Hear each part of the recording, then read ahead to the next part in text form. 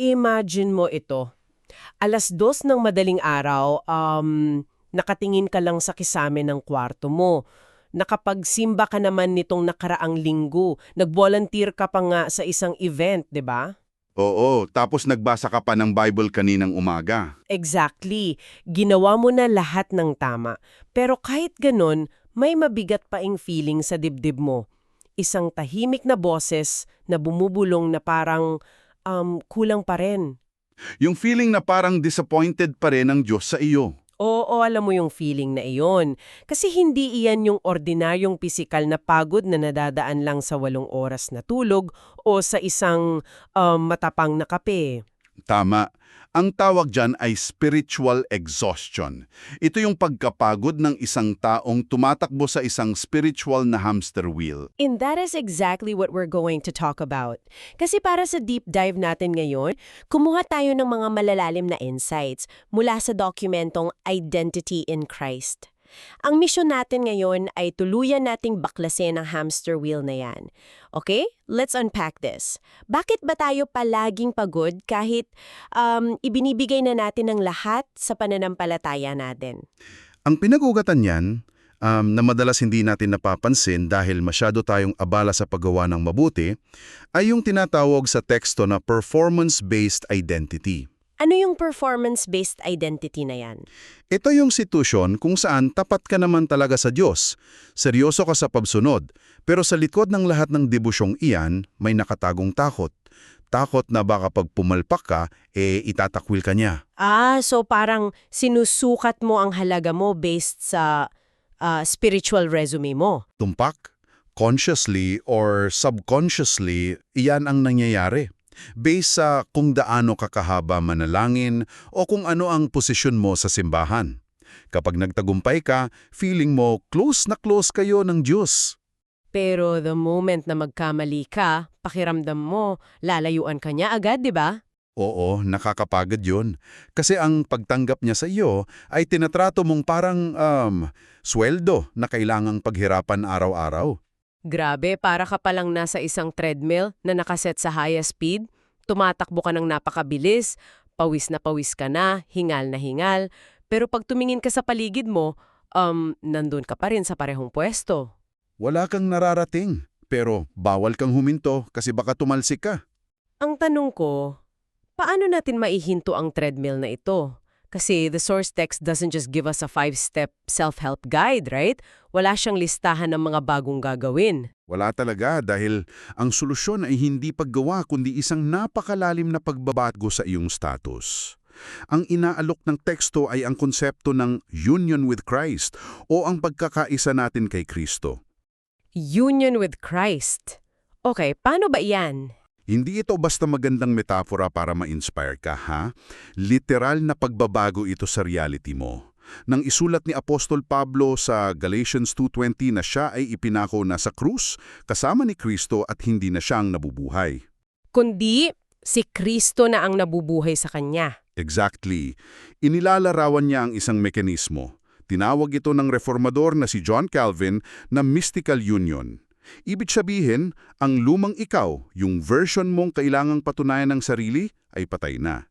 Yung buhay mo ngayon ay permanently nakakabit na sa buhay niya. Teka lang, gusto kong i-push back yan ng kaunti Kasi on paper, napakagandang pakinggan. Pero paano gumagana yung mekanismo na yun in real life? Paano nagiging akin yung kung ano ang kanya?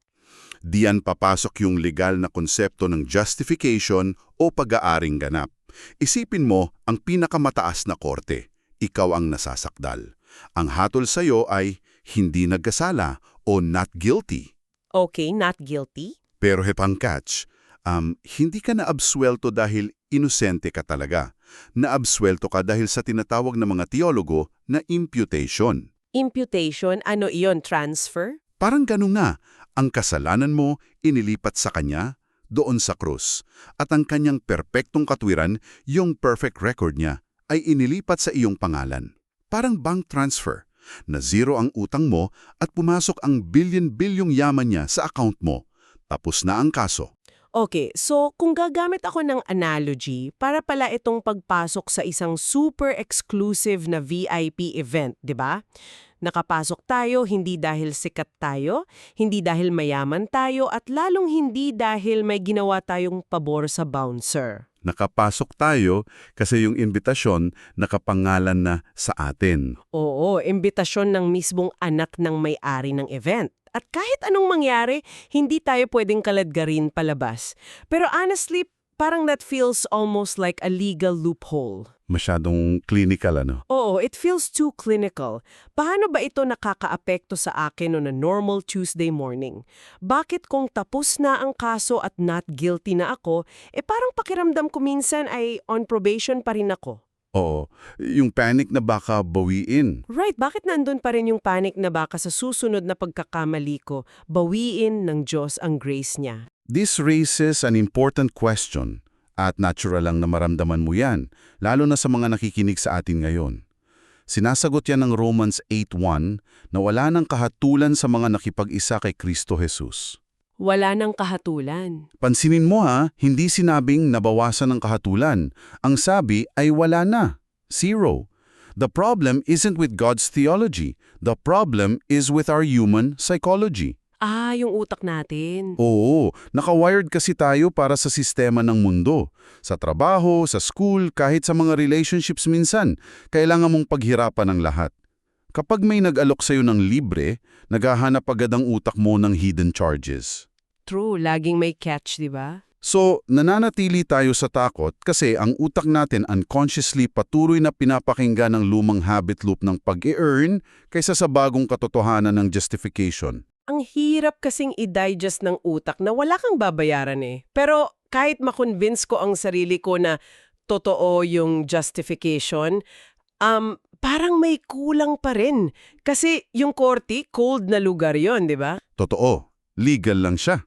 Legal yung transaction, hindi na ako makukulong, absuelto na ako.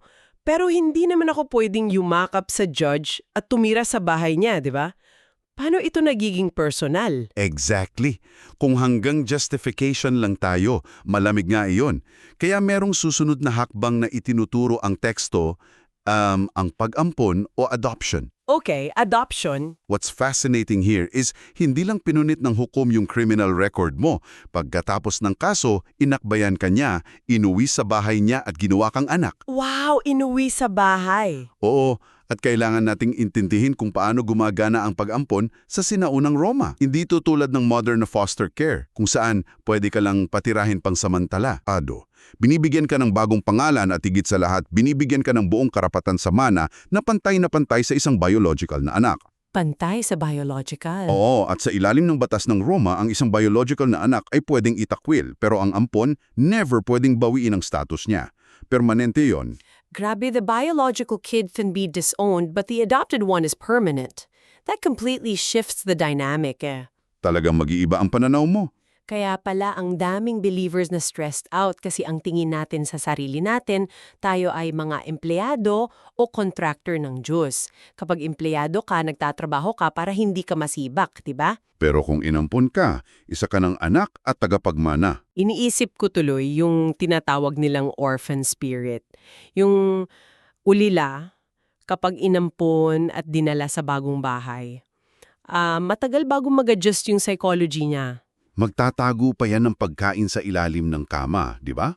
Oo, kasi hindi siya tiwala na may laman ng ref kinabukasan. Laging nag-aalala kung saan kukuha ng pagmamahal. Parang tayo nag-hoard tayo ng mga good deeds para i-present sa Diyos kasi hindi tayo makatiwala sa grasya niya. Ganyan na ganyan ang nangyayari. Ang isang ulila laging nagmamasid, laging kailangang patunayan na karapat-dapat siyang manatili sa bahay, naglalakad ng dahan-dahan para walang mabasag na plato. Laging ingat. Pero ang isang tunay na anak, bubuksan niya yung ref anumang oras, upo sa sofa ng komportable, panatag na panatag sa bahay ng kanyang ama. Kahit makabasag pa siya ng plato, alam niyang pagagalitan siya per discipline pero hindi siya papalayasin at ibabalik sa ampunan. May security na siya sa bahay. Kaya napakalakas ng sinasabi sa teksto na dahil sa adoption, naggagawa nating tawagin ang Diyos na Abba Father. Ang aba ay Aramaic word para sa papa o daddy. Ito ay salitang ginamit ng isang batang buong-buong nagtitiwala sa magulang niya. Nawawala yung takot ng isang alipin. Wait, I can hear the alarm bells ringing in my own head and probably in the minds of anyone listening to this right now. Kung anak na ako at hindi na pwedeng bawiin ang status ko, if my standing is permanently not guilty and I can never be kicked out of the family, what's stopping me from just doing whatever I want? Yung abusuhin yung kalayaan, ano? Oo, hindi ba ito nagbibigay ng lisensya para maging tamad o pasaway? Where does spiritual growth or sanctification even fit into this picture? Kung tapos na ang lahat ng trabaho, here's where it gets really interesting. Natural na reaksyon ng utak natin yan, lalo na kapag nasanay ka sa batas na puro bawal at dapat. Nakakatakot ang sobrang kalayaan ng biyaya. Pero sasagutin natin yan gamit ang mismong analohiya ni Jesus sa John 15 yung tungkol sa puno ng ubas at ang mga sanga. Yung vine and the branches. Oo, ang malaking misconception natin, inihisip natin na ang paglago, yung pagpapakabanal natin, ay isang hagdan na kailangan nating akyatin para maabot ang Diyos. Pero ang sabi ni Jesus, siya ang puno at tayo ang mga sanga. Okay, tapos? Ang kabanalan ay hindi requirement para makakabit ka. Ito ay bunga o fruit ng pananatili mo sa puno. Isipin mo ang isang sanga ng mangga. Nakita ka na ba ng isang sanga na umiirit, pinapawisan at nadidepress para lang makapaglabas ng bunga? Hindi. Ang weird naman nun kapag ganun. Wala, di ba? Namumunga ang sanga hindi dahil pinipilit niya, kundi dahil nakakabit siya sa puno at natural na dumadaloy ang buhay at sustansya sa kanya. Ang obligasyon lang ng sanga ay manatili o abide.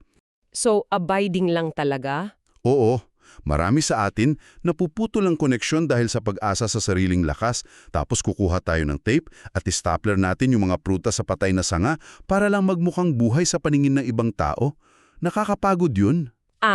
Kaya pala. Ginagawa nating checklist ang kabanalan. Read the Bible, check. Pray, check. Give tithes, check. Tapos feeling natin banal na tayo. Pero deep inside, tuyong-tuyo ka. Oo, tuyong-tuyo kasi ginagawa natin yun para lang may ma-stapler na prutas imbes na maging natural na resulta siya ng relasyon natin sa puno. Tumpak. At para mas lalo pang durugin ng teksto yung takot na baka mahiwalay tayo sa puno, binanggit ni Apostol Pablo sa Ephesians 1:13-14 ang tungkol sa selyo ng Espiritu Santo. Selyo parang seal ba ito? Oo, sa sinaunang panahon, kapag ang hari o isang opisyal ay nagpadala ng dokumento o may biniling pag-aari, naglalagay sila ng wax seal na may tatak ng singsing nila. Marka yon ng absolute ownership at proteksyon laban sa pandaraya. Okay, so guarantee siya. Kapag sinabi ng Biblia na tayo ay sinelyuhan ng Espiritu Santo, yon ang absolute guarantee ng mana natin. At ang nakakabilib dito, ang seguridad mo ay hindi nakasalalay sa kung gaano kakahigpit kumapit sa Diyos. Nakasalalay ito sa paghawak niya sa iyo. Ang ganda nun, ha? Pumasok dito ang buong Trinidad. Pinili ka ng Ama, tinubos ka ng Anak at sinelyuhan ka ng Espiritu Santo. Wow, literal na nag-team up ang tatlong persona ng Diyos para lang i-secure yung status mo. Tapos ikaw, stress na stress ka pong paano mo isi-save yung sarili mo by being perfect today. Eksakto. If we connect this to the bigger picture ng history natin, ito mismo ang katotohanan ang nagligtas sa katinuan ni Martin Luther noong panahon ng Reformation. Paano ba siya na-stress noon? Bago niya ito naintindihan, si Luther ay literal na nagpapahirap sa sarili niya. Madaling araw pa lang gigising na siya, magtatapat ng kasalanan sa pare ng ilang oras hanggang sa mainis na sa kanya yung pare. Grabe? Ilang oras na confession? Oo, dahil pakiramdam niya may nakalimutan siyang kasalanan na hindi na-confess at sapat na yon para mapunta siya sa impyerno. Nakatagpo lang siya ng pahinga nang ma-realize niyang ang katuwiran ng Diyos ay isang free gift na tinatanggap mo by faith, hindi isang sahod na kinikita mo by exhaustion. I see. Ngayon nakikita ko na the psychological mechanism behind it. Kapag naintindihan mong hindi ka na nagtatrabaho para sa sweldo at mahal ka regardless of your output, dun ka mas gaganahan mag-serve. Hindi ka magiging tamad. Hindi. In fact, magdudulot ito ng mas malalim na pagmamahal. You want to obey not because you have to, but because you get to. Pero ito ang challenge. Paano natin papalitan yung script sa utak natin? Sanay na sanay tayong humusga sa sarili natin eh. Totoo yan. Kapag nandyan na yung tukso ng self-doubt, paano natin ito isasabuhay on a daily basis? Tingnan natin ang kwento ng isang taong mismong dumaan sa matinding identity crisis na ito. Si Pedro. We all know Peter's story, right? Impulsibo, palaging nauuna ang bibig bago ang isip, at sa pinakamadilim na oras noong kailangan siya ni Jesus, anong ginawa niya? Itinatwa niya si Jesus, di ba? 3 beses pa. Oo, 3 beses. Kung titingnan sa logic ng performance-based identity iyon na dapat ang katapusan ni Pedro, sa paningin ng mundo, forever na siyang yung disipulong duwag na nagtraidor. Oo nga eh. Kung ako, si Pedro, magpapakalayo-layo na lang siguro ako. Ibababaon ko ang sarili ko sa hiya. Imposible la akong magpakita ulit sa mga kasamahan ko, lalo na kay Jesus. Pero tingnan mo kung ano ang nangyari. Dahil sa reality ng union with Christ, hindi ang kanyang worst failure ang naging final word. Nang muling mabuhay si Jesus, pinuntahan niya mismo si Pedro sa dagat. Hindi para sormonan. Hindi para sormonan o tanggalan ng lisensya bilang disipulo, kundi para i-restore at i-rekomisyon siya. Dahil ang identity ni Pedro ay hindi nakakabit sa kanyang flawless track record, kundi kay Kristo, nagawa niyang bumangon. Tapos naging leader pa siya, di ba? Ilang linggo lang matapos iyon, siya ang tumayo at buong tapang na nangaral sa araw ng Pentecostes sa libu-libong tao. Ang value niya ay nakaangkla kay Kristo, hindi sa sarili niyang mga palpak. Napakalaking bagay niyan. Ibig sabihin yung nangyari kay Pedro, pwede nating gawing blueprint para sa mga sarili natin. Kailangan nating i-train yung isip natin na labanan ang mga kasinungalingan ng sarili nating thoughts gamit ang mga facts ng text. Gusto kong bigyan natin ng specific examples ang mga nakikinig. Okay, sige, paano? Halimbawa, may boses sa isip mo na nagsasabing pabago-bago ang halaga ko. Kapag nagbasa ako ng Bible at mabait ako ngayon, mataas ang points ko. Kapag nagsungit ako sa asawa ko o bumalik ako sa lumang bisyo, basura na ako. Classic kong kasinungalingan yan. Paano i-debunk yan? Ang fact galing sa teksto, ang halaga ko ay nakapirmi sa tipan. Sabi nga sa Romans 8:38-39, walang kahit anong bagay sa buong creation, kahit ang sarili mong failures ang makakapaghiwalay sa iyo sa pag-ibig ng Diyos. Fixed yon. Ang ganda niyan. At may isa pang kasinungalingan na napakabigat para sa marami. Yung idea na, oo, pinatawad na ako ng Diyos dahil responsibilidad niya yun bilang Diyos. Pero in reality, napipilitan lang siya sa akin. Naiinis siya, tinitiis lang niya ako. Ay, ouch! Ang sakit niyan. Pero marami talagang nag-iisip niyan. Ang pamatay dyan ay ang katotohanan nasa Psalm 149.4 na nagagalak ang Diyos sa kanyang mga tao. He takes delight in you. Isipin mo yun, hindi ka lang niya pinalampas, tuwang-tuwa siya sa'yo. At kapag tumagos ito sa isip mo, magbabago maging ang konsepto mo ng espiritual na disiplina. Paano po magbabago ang disiplina natin? Anong difference ng dati sa ngayon? Yung mga bagay na ginagawa natin tulad ng pananalangin, pagbabasa ng salita ng Diyos o paglilingkod sa kapwa, mula sa pagiging duty o magigat na obligasyon, nagiging delight o kagalakan. Hindi na siya chore. Hindi na. Hindi ka na nananalangin para mag-report sa isang masungit na boss o para umiwas sa parusa.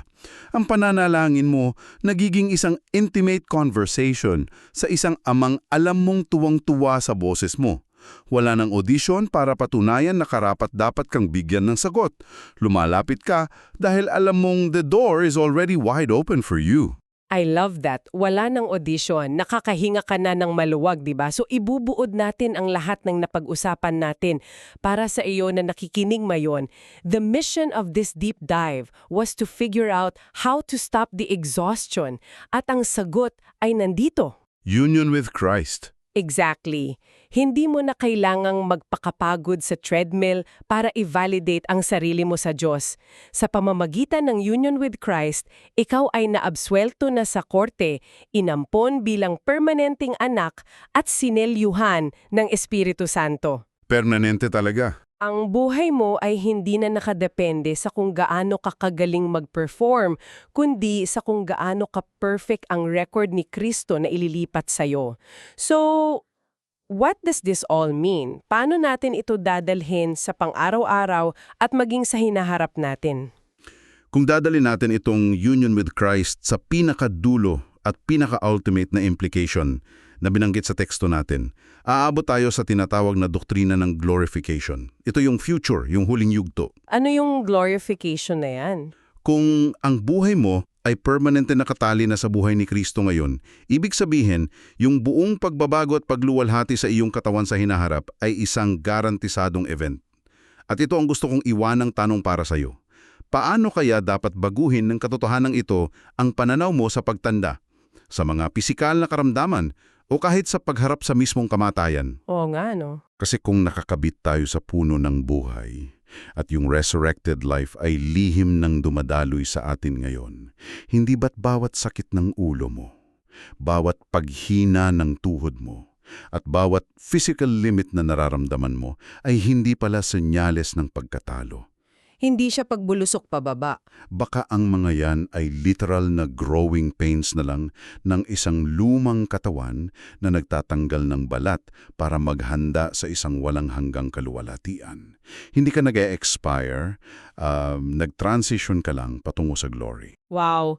Ang ganda ng perspective na yun, grabe, na kahit yung physical sickness, hindi siya the end of the line, kundi part ng pag-shed off ng old reality para pumasok sa bago.